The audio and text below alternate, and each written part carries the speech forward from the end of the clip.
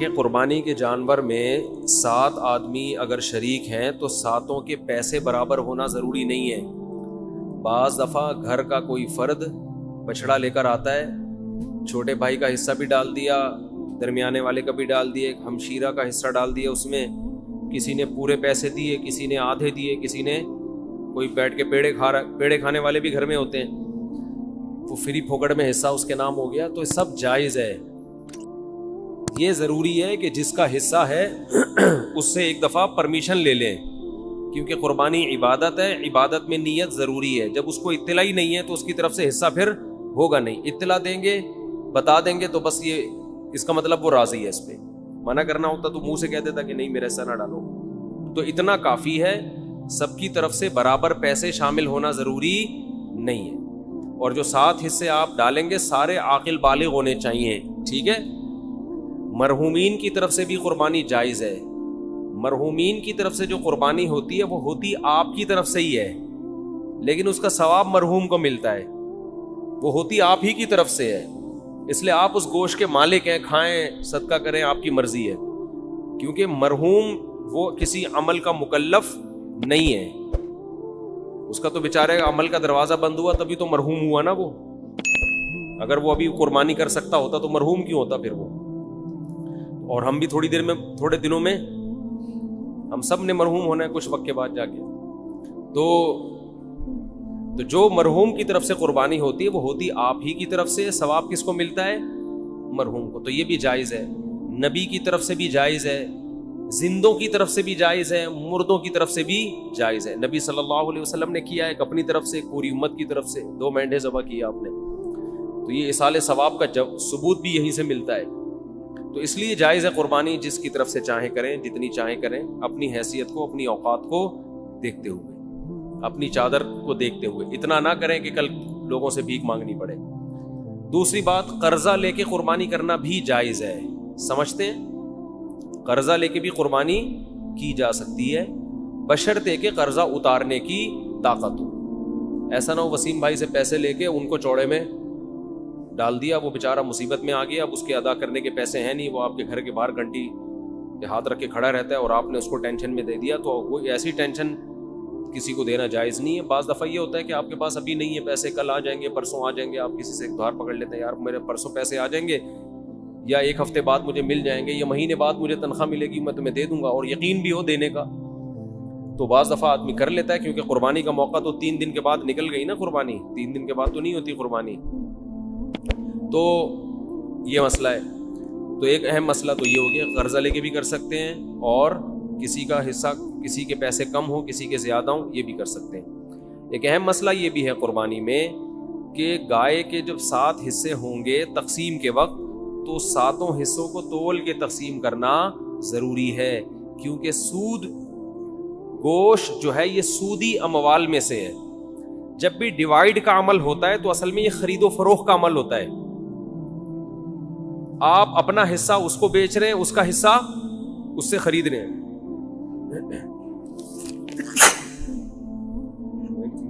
یہ دھونا پڑے گا. تو آپ اپنا حصہ کسی کو بیچتے ہیں, اس کا حصہ اس سے خریدتے ہیں. تو یہ تقسیم کا عمل جو ہے نا, اصل میں یہ خرید و فروخت کا عمل ہوتا ہے. گوشت کو گوشت کے بدلے میں خریدا اور بیچا جا رہا ہے, تو شریعت میں جب بھی گوشت کو گوشت کے بدلے میں بیچا جائے گا تو برابر سرابر ضروری ہے. جیسے کھجور آپ نے بیچی اور اس کے بدلے میں دوسری کھجور لی, تو 1 کلو کھجور کے بدلے میں 1 کلو کھجور لے سکتے ہیں. ایک دانہ بھی اوپر چلا گیا تو حدیث میں آتا ہے یہ خالص سود ہے, عین الربا. اس کو کیا کہا گیا ہے؟ خالص سود. تو صرف کھجور تو ایک مثال ہے, ہر تول کے بکنے والی چیز حدیث سے پتہ چلتا ہے. کھجور چونکہ تول کی بکتی ہے نا, اس زمانے میں کیل کے ذریعے بکتی تھی, آج تول کے بکتی ہے. تو کوئی بھی کیل والی چیز جو لیٹر جیسے پیمانہ ہوتا ہے, یا تول والی چیز, ان تمام میں سودی احکام جاری ہوتے ہیں. تو گوشت کو جب گوشت کے بدلے میں بیچا جائے گا تو برابری ضروری ہے. تو جب قربانی کے 7 حصے کریں تو اندازے سے نہ کریں بلکہ تول کے کریں, اور اس میں احتیاط مزید یہ کر لیں کہ ہر حصے میں کلیجی ملا دیں تھوڑی سی.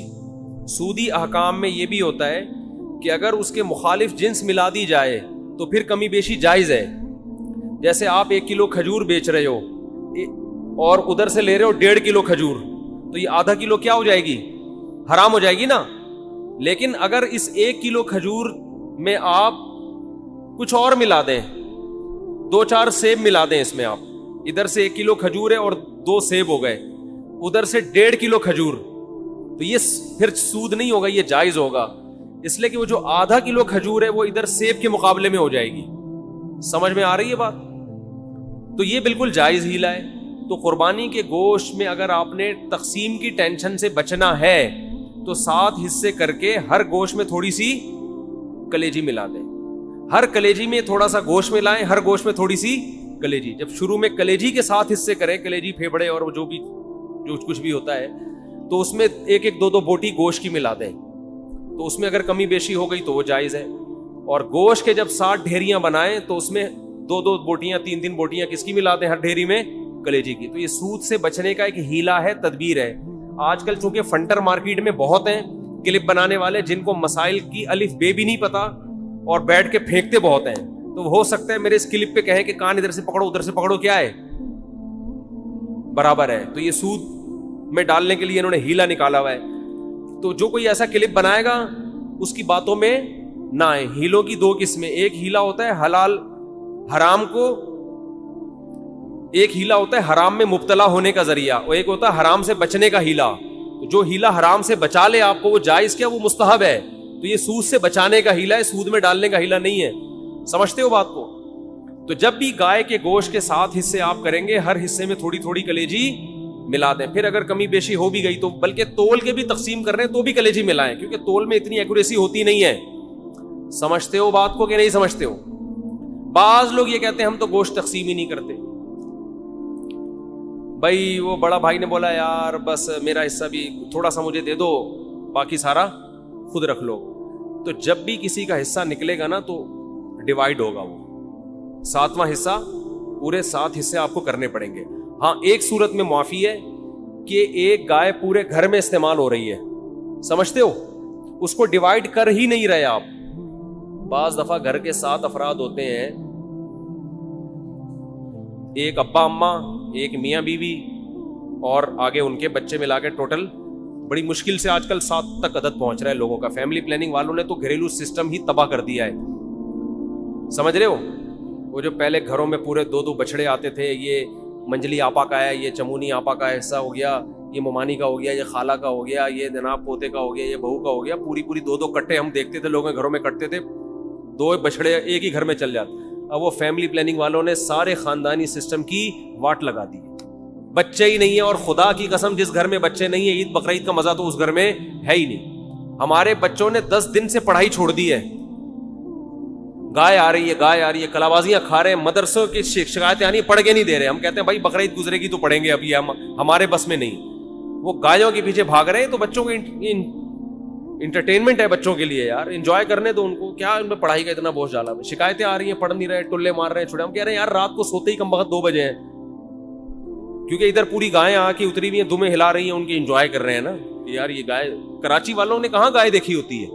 وہ ایک ویڈیو ہے بنارس کی, اس پہ بیل کے پیچھے پبلک بھاگ رہی ہے, اس پہ نیچے کے پی کے والوں نے, پنجاب والوں نے کمنٹس کیے ہوئے کہ کراچی والوں نے کبھی گائے دیکھی نہیں ہے.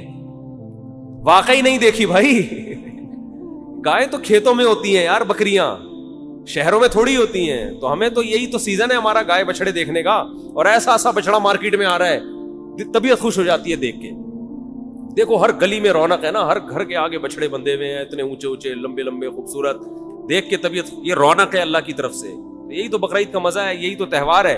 دیکھو اسلام کے علاوہ جتنے تہوار ہیں نا آرٹیفیشل ہے, مصنوعی خوشی ہے, اوریجنل نہیں ہے.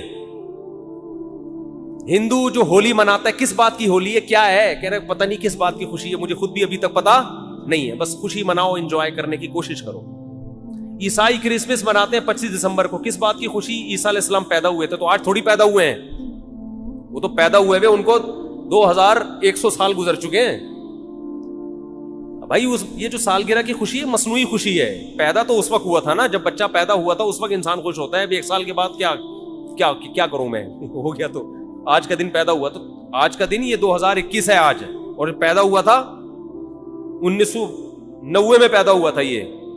تو یہ خوشی ہوتی نہیں ہے, خام خواہ کی منائی جاتی ہے. اور شادی پہ بھی لوگ 1 سال کے بعد کیک کاٹ رہے ہوتے ہیں، حالانکہ مجھے پتا ہے اس دن تو ان کو افسوس ہوتا ہے۔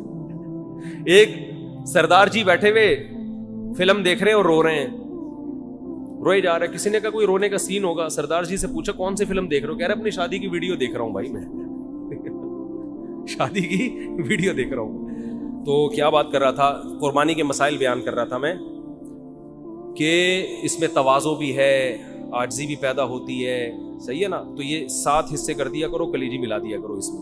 اور کچھ مسائل ہیں قصائی کے۔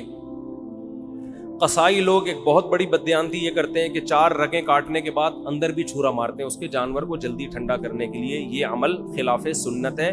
4 رگیں کاٹ کے چھوڑ دیں، بلڈ نکلنا چاہیے جانور کا، تھوڑی دیر تڑپے گا، بلڈ اس کا نکل جائے گا، گوشت صاف ہو جائے گا۔ لیکن قصائی کے پاس ٹائم نہیں ہوتا۔ بار بار کہتا ہوں کہ جو لوگ جانور پر تھے، جیسے ہی 4 رگیں کٹیں وہ جانور کو چھوڑ کے قصائی پہ آ جائیں سارے کے سارے۔ اس کو کنٹرول کرنے کی اب ضرورت ہے، وہ کنٹرول سے باہر ہوتا ہے، اس کو کھڑا کر دیں، بولے جب اس کو تڑپنے دو، جب یہ مر جائے گا، حلال ہو جائے گا، اس کے بعد آپ کو کھال اتارنے کی اجازت ہو۔ سمجھتے ہو کہ نہیں سمجھتے؟ ایک اہم مسئلہ یہ بھی ہے کہ جانور جب ذبح ہو رہا ہوتا ہے، کٹ رہا ہوتا ہے، تو لوگ اس کو ایک انٹرٹینمنٹ کا سما بنایا ہوا ہوتا ہے۔ یہ بالکل غلط ہے۔ چیخو پکار، شور شرابہ، یہ عبادت کا عمل ہے، عبادت کے طریقے پر ہونا چاہیے۔ دعا پڑھنی چاہیے، انی وجہت وجہی للذی فطر السماوات والارض، نہیں یاد ہے تو دیکھ کے پڑھ لیں۔ دعا کے بغیر بھی قربانی ہو جاتی ہے، لیکن عبادت کا موقع ہے، ذکر اذکار ہونا چاہیے، تکبیر ہونی چاہیے۔ لیکن یہ جو شور شرابہ، ہلہ گلا، یہ بالکل شریعت کے خلاف ہے۔ بچوں کو کنٹرول کرنا چاہیے، ٹھیک ہے، اس سے پہلے وہ گھما رہے تھے جانور، انجوائے کر رہے تھے، اچھی بات ہے، لیکن جب ذبح ہونے کا ٹائم ہے، اس وقت یہ شور شرابہ، سیٹیاں، اچھل کود، یہ بالکل عبادت کے مزاج کے خلاف۔ سمجھتے ہو گے نہیں سمجھتے؟ اور قصائی لوگ بہت دفعہ دیکھا ہے تکبیر نہیں پڑھتے جانور ذبح کرتے ہوئے۔ دیکھو جانور خود ذبح کیا کرو، خود ذبح کیا کرو جانور۔ تکبیر کے علماء کہتے ہیں جانور ذبح، اگر نیک آدمی جانور ذبح کرے گا، اس کے بھی گوشت میں روحانیت آتی ہے، اس سے بھی اس کے بھی اثرات آتے ہیں، تو خود ذبح کرو یا کسی نیک آدمی سے ذبح کروا لو۔ قصائی لوگ بہت سے اچھے بھی ہیں، لیکن بہت سے ان میں پان گٹکے والے بھی ہوتے ہیں، اللہ کا نام ہی نہیں لے رہے ہوتے ہیں، نماز نہیں پڑھتے کبھی، تو وہ اللہ کا نام نہیں لیتے، تو وہاں پر آپ زور زور سے تکبیر پڑھو۔ قصائی کو بھی بولے بھائی تو گٹکا پھینک دے تھوڑی دیر کے لیے، منہ سے تکبیر نکال۔ جان کر اگر کوئی اللہ اکبر پڑھنا چھوڑ دے تو جانور کیا ہو جائے گا؟ حرام ہو جائے گا۔ سمجھتے ہو؟ تو اس کو بولو یا گٹکا پھینک، یا اللہ۔ مرغی ذبح کرنے والے بھی بہت دفعہ دیکھا ہے، نہیں وہ ذبح کرتے چلے جا رہے ہیں، بھائی منہ سے زور سے بول اللہ اکبر، بسم اللہ اللہ اکبر۔ تو مرغیوں والوں کو بھی ذرا پابند کیا کرے اس کا، یہ ایک مسئلہ ہے۔ ایک اہم مسئلہ یہ ہے کہ قصائی لوگ جانور ذبح کرنے کے بعد، حصے لگانے کے بعد، پٹ کا گوشت نکال کے کیا کر دیتے ہیں؟ اور اتنا گوشت وافر مقدار میں ہوتا ہے کہ لوگوں کو پتہ ہی نہیں چل رہا ہوتا کہ قصائی نے 6 مہینے کے لیے اپنی دکان میں بیچنے کے لیے گوشت اسٹاک کر لیا ہے۔ تو قصائی کو اس حرکت سے منع کریں، اسے بولیں یہ حصوں والا جانور ہے، سب کے حصے ہوں گے، آپ کو پیسے چاہیے زیادہ پیسے لے لو ہم سے، کھانا چاہیے کوئی بات نہیں، کلیجی پکے گی، جہاں سب کھائیں گے آپ بھی کھا لینا، گوشت کھا لینا ہمارے یہاں۔ یہ طریقہ غیر اخلاقی ہے۔ سمجھتے ہو کہ نہیں سمجھتے؟ جو گوشت اتنا نکال نکال کے الگ کر رہے ہوتے ہیں، ان سے بولے پیسے زیادہ لے لو، یہ گوشت نہیں لو۔ اور کوئی مسئلہ کسی کے ذہن میں قربانی سے متعلق جلدی سے پوچھیں، ہے بھائی؟ کیا؟ ہاں رات میں قربانی کر سکتے ہیں، مگر مکروہ ہے، بہتر نہیں ہے دن میں قربانی، کیونکہ قربانی شاعر اسلام میں سے ہے، اور اسلامی شاعر دن کی روشنی میں ہوتے ہیں۔ اسلام میں تہوار رات کو نہیں منائے جاتے، رات کو تہوار غیر مسلم مناتے ہیں۔ کرسمس رات کو شروع ہوتی ہے، اسلامی تہوار کب ہوتے ہیں؟ دن میں۔ اسی سے پتہ چلتا ہے کہ اسلام میں عید میلاد النبی نہیں ہے، کیونکہ وہ رات کو منائی جاتی ہے، بتیاں لگائی جاتی ہیں، جبکہ اسلام کی ساری عیدیں کب ہیں؟ دن کی روشنی میں ہوتی ہیں۔ سمجھتا نہیں ہے نا بات کو، جب نہیں پڑے گا رات کو تو کیسے سمجھے گا بات کو؟ کلیجی بھی حصے میں آتی ہے، 7 حصوں کی کلیجی کر دیں، تھوڑی سی بچا لیں آخر میں گوشت میں تقسیم کرنے کے لیے، اور 7 کلیجیوں میں تھوڑا تھوڑا گوشت ڈال دیں، تاکہ کلیجی بھی کمی بیشی ہو تو وہ گوشت کے مقابلے میں ہو جائے۔ ارشاد مرحومین کا، کئی مرحومین کا بھی ایک حصہ لے سکتے ہیں، نبی نے پوری امت کی طرف سے ایک حصہ کیا، تو ایک مرحوم کی طرف سے بھی کر سکتے ہیں۔ اب علماء کا اس میں اختلاف ہے کہ آپ نے اگر ایک حصے میں سارے مرحومین کی نیت کر لی تو وہ گوشت وہ ثواب ڈیوائیڈ ہوگا یا نہیں ہوگا؟ بعض کہتے ہیں ڈیوائیڈ نہیں ہوگا بلکہ سب کو پورا پورا ثواب ملے گا. وہ اس کی مثال آگ کی دیتے ہیں کہ ایک آگ ہے, آپ جتنے بھی اس سے چراغ روشن کرو اس آگ میں کمی نہیں ہوتی. لیکن بعض علماء اس کے قائل ہیں اور یہ بھی مضبوط قول ہے کہ وہ ڈیوائیڈ ہو جائے گا. سمجھتے ہو وہ کیا ہو جائے گا؟ ڈیوائیڈ ہو جائے گا. دو کی طرف سے کی تو آدھا ایک کو پہنچے گا, آدھا دوسرے کو, تو دونوں قول ہیں. سمجھتا نہیں ہے نا بات؟ تو بہتر ہے کہ والدین میں سے ہر ایک کے لیے الگ, کسی کے والدین مرحوم ہے تو ایک ایک پورا پورا حصہ دونوں کی طرف سے ڈال دیں. ارشاد کچھ کہہ رہے تھے آپ, پوچھ لیں, پھر سارا دن فون بجتا رہتا ہے, پوچھتے رہتے. پائے کا کیا, ابھی بتا رہا ہوں پائے کا کیا, پائے پکانے کا طریقہ بتاتا ہوں جی. ہاں بعض غیر مسلم قصائی بن کے گھوم رہے ہوتے ہیں تو اس کا بھی خیال کریں. مسلمان ہونا چاہیے. ہندو کا ذبیحہ حلال نہیں ہے, اسی طرح مشرک کا ذبیحہ بھی حلال نہیں. کوئی اپنے آپ کو مسلمان کہتا ہے لیکن ختم نبوت کا منکر ہے, یا رسول اللہ صلی اللہ علیہ وسلم کو صاف لفظوں میں حاضر ناظر مشکل کشا کہتا ہے بغیر کسی تعویل کے, تو چاہے دیوبندی ہو, چاہے اہل حدیث ہو, چاہے بریلوی ہو, وہ تو مشرک ہے نا. نبی کو علی الاطلاق مختار کل مانتا ہے کہ اللہ نے سارے اختیارات نبی کو بھی دے دیے ہیں, تو یہ تو شرک ہے کھلا ہوا. تو کوئی بھی مشرک چاہے دیوبندی ہو, چاہے اہل حدیث ہو, چاہے بریلوی ہو, اس کا ذبیحہ حلال نہیں ہے. یہ امام مالک کا قول ہے, امام احمد بن حنبل اور امام شافعی کا, کہ ایک گھر میں ایک قربانی کافی ہے, پورے گھر والوں کی طرف سے ہو جاتی ہے. اور ان کی دلیل بعض اسلاف کے اقوال ہیں, بعض تابعی ہیں ان کے اقوال ہیں.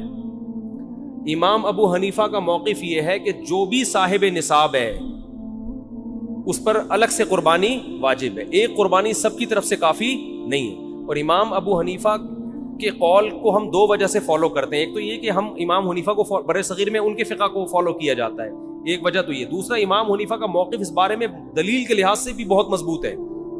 وہ اس لیے مضبوط ہے کہ حدیث میں آتا ہے من وجد سعة لأن يضحي فلم يضحي فلا يقربن مصلانا, کہ جس کے پاس گنجائش تھی قربانی کی اور اس نے نہیں کی قربانی, وہ ہماری عیدگاہ کے قریب بھی مت آئے. تو اس میں نبی نے مرد اور عورت کا فرق نہیں کیا, شوہر بیوی کا نہیں کیا, باپ بیٹے کا نہیں کیا, جس کے پاس بھی استطاعت ہے. سمجھتے ہو؟ نمبر 2, دوسری حدیث, دوسری بات کہ اسلام میں کوئی بھی عبادت ایسی نہیں ہے جو ایک کرے تو دوسری کی طرف سے کافی ہو جائے. وہ تو قربانی بھی ایک عبادت ہے, تو اس میں یہ کیسے ہو سکتا ہے کہ ایک کرے تو دوسرے کی طرف سے کافی ہو جائے؟ عبادت تو ہر ایک پر الگ واجب ہوتی ہے نا. زکوٰۃ میاں بیوی دونوں کے پاس سونا ہے تو دونوں پہ الگ الگ زکوٰۃ ہے, تو قربانی بھی ایک مالی عبادت ہے.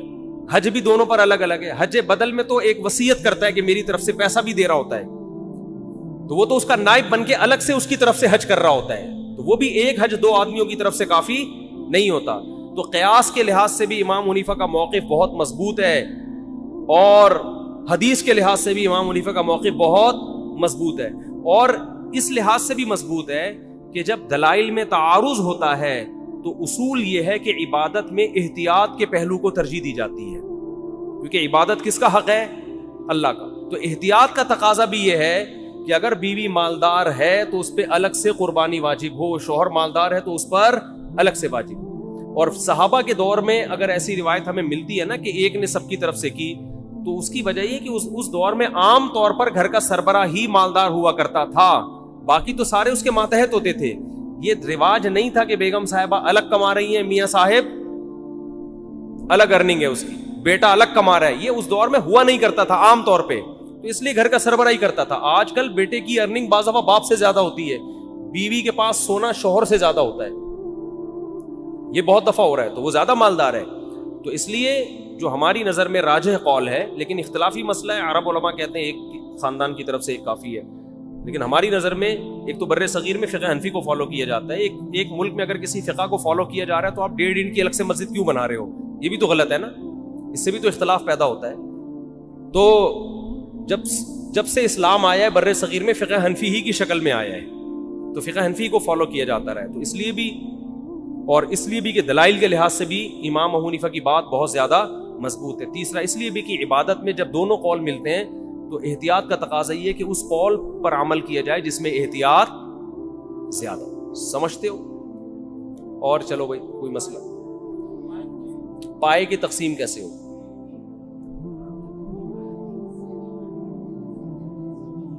ہاں ہاں گوشت کا حصہ تقسیم. البتہ ایک ہی گائے اگر ایک گھر میں ہے نا, ایک گھر میں پوری گائے ہے, ایک ہی فریج میں ہے, وہ تو تقسیم ہو ہی نہیں رہی نا بھائی. 7 بندے تھے, اٹھا کے ایک فریزر میں ڈال دیا پورا بچڑا, تو وہ پھر نکال کے سب کھاتے رہے. وہاں تو تقسیم کا عمل ہو ہی نہیں رہا ہے. جہاں تقسیم کا عمل ہوگا تو 7 حصوں میں ڈیوائڈ کرنا پڑے گا, ہر حصے میں کلیجی ملا دیں تاکہ سود کے مسائل سے اجتناب ہو, جس پر میں تفصیل سے بات کر چکا ہوں. اور جی سیری ضائع ہو جاتی ہے, نہیں ہونی چاہیے. اچھا ایک جی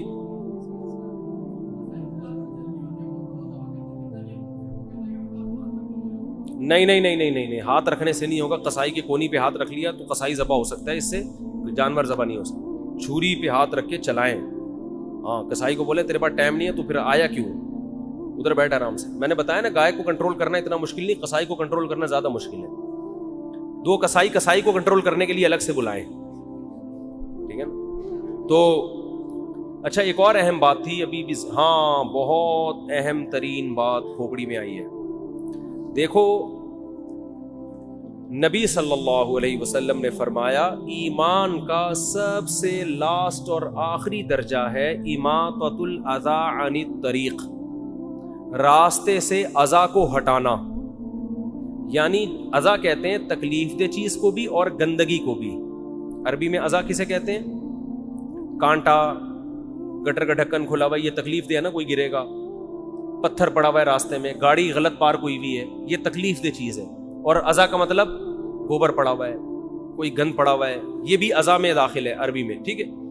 تو آپ صلی اللہ علیہ وسلم نے فرمایا کوئی شخص گزر رہا ہے اور راستے میں اسے کوئی تکلیف والی چیز یا گندگی والی چیز نظر آئی جس سے لوگوں کو کراہت ہوتی ہے, وہ اسے راستے سے نہیں ہٹاتا, تو حدیث میں ہے کہ یہ ایمان کے آخری درجے پہ بھی بولو نہیں, یعنی اتنی آخری درجے کی نیکی بھی کم بخت نہیں کر رہا, تو یہ مومن کہلانے کا مستحق نہیں ہے.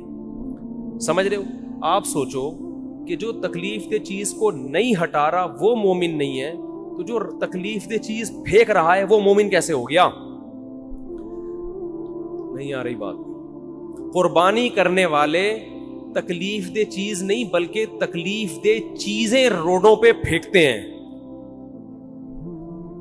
گوبر پڑا ہو نا اس سے کم تکلیف ہوتی ہے, پوری اوجڑیاں, سریاں, آلائشیں, ادھر جانور ذبح کیا, ان کو اس سے کوئی غرض ہی نہیں ہے کہ یہ کیا گندگی محلے میں پھیلا رہے ہیں وہ.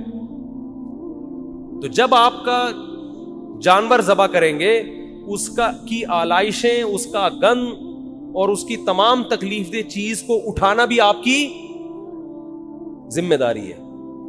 جیسے قربانی نہ کرنے پر وعیدیں ہیں صاحب نصاب کے لیے, مالدار آدمی قربانی نہیں کرتا اس پہ وعیدیں ہیں, ایسے ہی اس گندگی کو نہ اٹھانے پر بھی کیا ہیں؟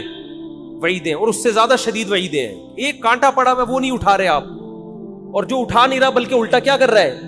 پھینک رہا ہے. تو قربانی جو لوگ کرتے ہیں وہ آلائشیں یہ نہیں کہ اٹھاتے نہیں ہیں بلکہ آلائشیں باقاعدہ پھینکتے ہیں, اور مذہب کے نام پہ پھینکا جا رہا ہے. یہ جس مذہب میں صفائی کو آدھا اسلام قرار دیا گیا ہے, اس مذہب میں تہوار کے نام پہ, قربانی کے نام پہ آلائشوں کو پھینکنا, اس کا کوئی تصور ہو سکتا ہے؟ کیا ہو گیا بھائی؟ تو یہ بہت بڑا جرم ہے, اس سے آپ کا ثواب ضائع ہو سکتا ہے قربانی کا. تو اس لیے جب بھی جانور ذبح کرے اس کے خون کو ٹھکانے لگانے کا انتظام کریں. خون اگر روڈ پہ پڑا ہوا ہے, مٹی اس کے اوپر لا کے ڈالیں, چونا اس کے اوپر لا کے ڈالیں تاکہ اس سے بدبو کیا ہو جائے؟ ختم. بلکہ پہلے انتظام کریں بھائی کوئی گیتی ہو جس میں وہ خون جو ہے مٹی سمیت اٹھا کے کسی ٹوکرے میں ڈال دیں تاکہ خون پھیلے ہی نہیں, یا کوئی گڑھا کھودیں جس میں خون جائے. گٹروں میں خون بہانے میں گٹر بند ہونے کا خطرہ ہوتا ہے, اور ویسے بھی اچھا نہیں لگتا قربانی کا جانور اس کا خون ڈائریکٹ گٹر میں پھینکا جا رہا ہے. تو اس کو ٹھکانے لگانے کا انتظام کس کے ذمے ہے؟ قربانی کرنے والے کے ذمے, جس کا جانور ہے. اس کے گوبر کو آپ نے گھر کے باہر جانور لا کے باندھا تو اب اس کے گوبر کے اٹھانے کا بھی تو کوئی انتظام کرے نا, یا وہ پیمپر پہنا کے رکھیں گے اس کو 8-10 دن؟ نہیں آ رہی بات. تو گھر کے باہر نا تھوڑے سے بلاک کھڑا کر کے مٹی ڈالیں اس کے اوپر. بعض لوگوں نے کیا بھائی, مٹی ڈالیں, اس مٹی پہ گوبر ہوگا, وہ اٹھانا بھی آسان اور اس میں بدبو بھی نہیں ہوتی. اور جب بقرعید ختم ہو جائے تو ٹرالی لائیں, وہ مٹی اٹھا کے, پورے سال تو نہیں جانور باندھنا ہوتا نا, چند دنوں باندھنا ہوتا. میں یہ نہیں کہہ رہا کہ جانور مذبح خانے میں باندھا کریں, اس سے رونق گلیوں کی ختم ہو جائے گی. بقرعید کا مزہ جب یہ جب جانور آپ کے گھر کے باہر بندھا ہو، لیکن اس کی صفائی کا انتظام ہونا چاہیے. تو آپ نے مٹی ڈال کے گھر کے باہر بلاک کھڑے کر دی، اس کے اوپر آپ کا بچڑا آ گیا، گائے آ گئی، اونٹ آ گیا، جو بھی آ گیا. اب وہ جو بھی کرے گا تو اس کے لیے اٹھانے کا انتظام ہونا چاہیے. جیسے اپنے گھر میں صفائی کرتے ہیں تو ایسے ہی گھر کے باہر بھی صفائی کا انتظام ہونا چاہیے. تو آلائشیں پھینکنا، جہاں جگہ ملی اٹھا کے وہ گند پھینک دیا. گورنمنٹ کو تو برا بلا کہتے ہیں، وہ تو نئی ذمہ داری پوری کرتے، تو اپنی ذمہ داری تو کم از کم پورا کرے نا انسان. تو قربانی کے بعد ایسا کوئی کام نہیں ہونا چاہیے جو بدبو کا، جراثیم کے پھیلنے کا، گندگی کا سبب بنے. نبی صلی اللہ علیہ وسلم نے ایسے لوگوں کو ایمان کے آخری درجے سے بھی خارج کیا ہے. اور تہواروں میں تو صاف صفائی ستھرائی کا اہتمام اور زیادہ ہوتا ہے. اس میں عید مسلمانوں کا تہوار ہے، اس میں گندگی پھیلانا تو اور بڑا جرم ہے.